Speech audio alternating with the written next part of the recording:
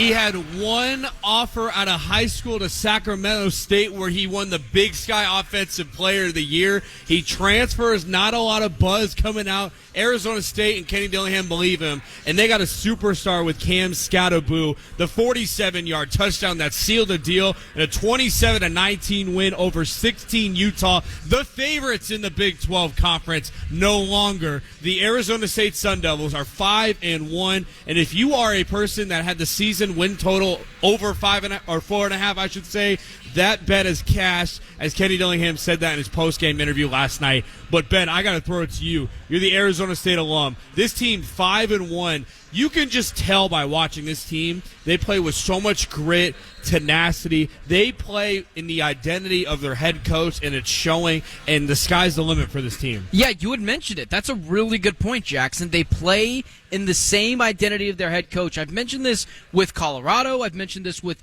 the Philadelphia Eagles all the way up in the NFL. Teams take on their personality of their head coach. And what has Kenny Dillingham done since he came from Oregon over to Arizona State? He's done nothing but work. He's done all the little things. He does the extra preparation. He stays in Texas after they beat Texas State. They go home. He stays for 3 extra days to recruit. This guy to a point where once I criticized him for doing too much, for not delegating, for not just being the boss that he should be, but clearly a guy that, for Kenny Dillingham, who I had some reservations about when they first hired him, because he's kind of a nut job. Like, he's kind of a nut job. He's kind of a crazy act. He's kind of a crazy dude. But he's done nothing but succeed, and the players have bought into him. The guy that I can most closely relate Kenny Dillingham to is Dan Campbell. Dan Campbell is a whack job. Kenny Dillingham is a whack job, but some way, somehow, they have bought into what he has preached every day at practice, to where last year they were better than we thought, and this year we thought they were going to be a little bit better, but still rebuilding. Not sure we were going to get Sam Levitt and Skattebo that we'll talk about in the second year. But he has a buy-in from his players. You can tell they love him, and you can tell that they don't want to let Dillingham down. I mean, he plays with so much emotion. This team plays with so much emotion, and he is getting more out of less from his team. And that's how you know a sign of a good head coach. Can he get more out of less talent? And last night, I totally expected them to lose. I just wanted them to keep it close. Cam Rising comes in. Remember, Cam Rising didn't play when they played U of A. They played 35-year-old Cam Rising and beat him at home, in which they didn't start that game up. They were down 6-0 to start. Showed up kind of late and beat this team. And Kenny Dillingham has a buy-in in which everyone can now ask the question, even if it's not true. You can entertain this question. I don't think you've ever been able to do so before. Do they have their Nick Saban?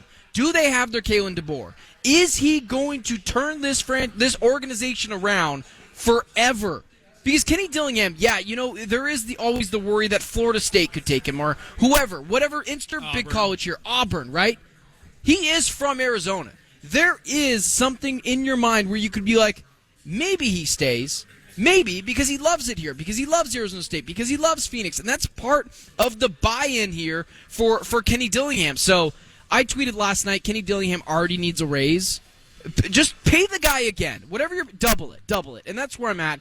Huge win for ASU last night. I feel like for a good college football coach, whether it's at Arizona State or whatever, you kind of have to be a whack job. You have to be addicted to the process. You have to be addicted to college football if you want to lead a program to where you want to go. And you're right, Ben. This is a guy that I don't really – look, money talks, and he might get offers. I mean, look, you start 5-1 at a program that was in the dumps that had a bowl ban last year due to Herm Edwards and Antonio Pierce and all that whack job they had going on from 2 years ago. But you come in, you transform a program like this, and more importantly, you're getting guys buy in. He's got a great mix of recruiting from high school, whether it's locally in the Valley or in California or in Texas, or trying to get guys in the South, just kind of how Steve Sarkisian does. You develop guys in the high school recruiting and the offensive and defensive line, and then you pick and choose transfer guys where you need them. An impact running back, an impact dynamic wide receiver with Jordan Tyson, a quarterback that resembles Bo Nix, kind of the similar style. He's gritty,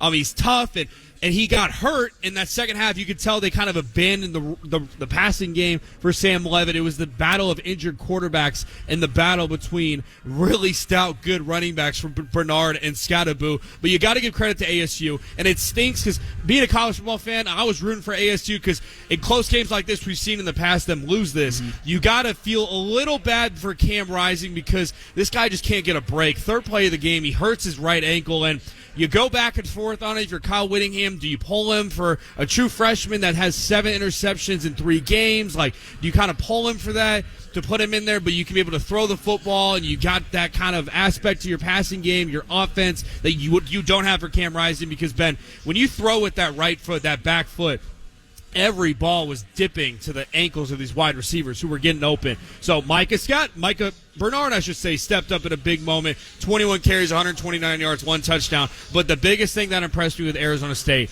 was their battle to not quit on the defensive line. They wreaked havoc. They collapsed the pocket on Cam Rising. And one guy to know, and I know Cam Skattebo gets all the credit, but if you're watching the defensive side, Caleb McCullough, 12 carries, 12 tackles, 6 solo tackles, 1.5 tackles for loss, but more importantly, 2 big interceptions. So shout out to number 22 in that defense who stepped up big last night. Yeah, this team has done everything right over the past 2 years. Last year, right before the season started, a little bit of a wet blanket was thrown on them. They're going to have a bowl ban. Now, did anyone ever really think they were probably going to make the bowl game last year? No, but this season, they don't let anything... I guess they should say they didn't let anything rattle them. They were expected to be a 4.5 win team. They are picked to be 16th in the Big 12, and it's why I relate Kenny Dillingham to a guy like Dan Campbell. He is very, very emotional. His team has continued to buy into his messaging, even at times when he talks, where you're kind of just like, this guy sounds like a whack job. This guy, I'm not sure believes in his own motto because he's so bleeping emotional. You know, we've seen those clips of Dan Campbell who at times is like, all I do is think about you guys. And now at this point, like, I believe him. And I believe when Kenny Dillingham says this is all he cares about. His post-game interview last night, he cares so much about these players where he had basically told, or he's telling the reporter, you should be talking. Where's Cam? He's literally looking around the field trying to find Cam Skattebo. He loves this team.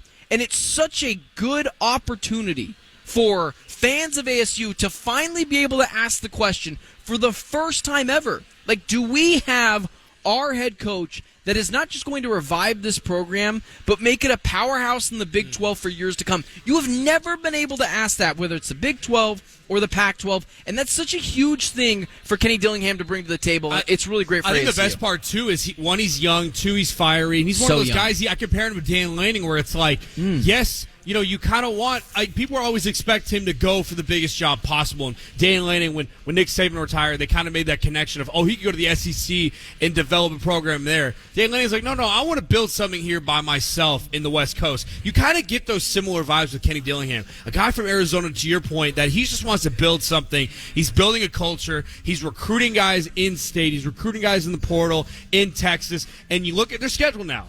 We said Kansas and Utah is going to be the toughest stretch. Win-win.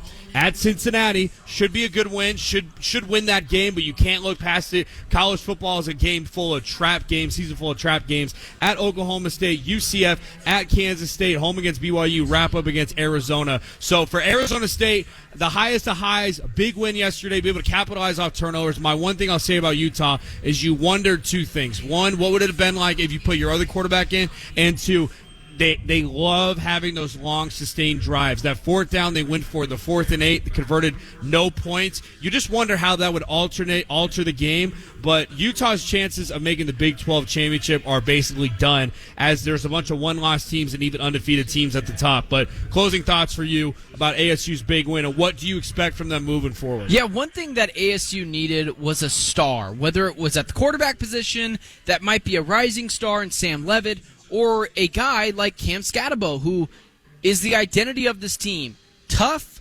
gritty, takes on the personality of Kenny Dillingham, emotional, kind of overlooked for large stretches of his college football career, comes in and absolutely stifles a Utah team where at this point you can also ask the question, like, Are they going to go to the college football playoff? Like, it's not impossible. Good. It's not impossible. And if I would have told you at the beginning of the season that was even just a question, you would have said, yeah, that's impossible. So ASU, I expect more from them. The one thing that I worry about now is how do they respond next week to a highly emotional win? We saw how they responded this week after a highly emotional win. Can they carry that for the rest of the year, in which they still got U of A? If I'm not mistaken, they still have BYU. So should be a good rest of the season for ASU. Already surpassed all expectations. Yeah, we'll see how they bounce back. Kenny Dillingham and the Sun Devils, big win, 27-19, upset 16 Utah.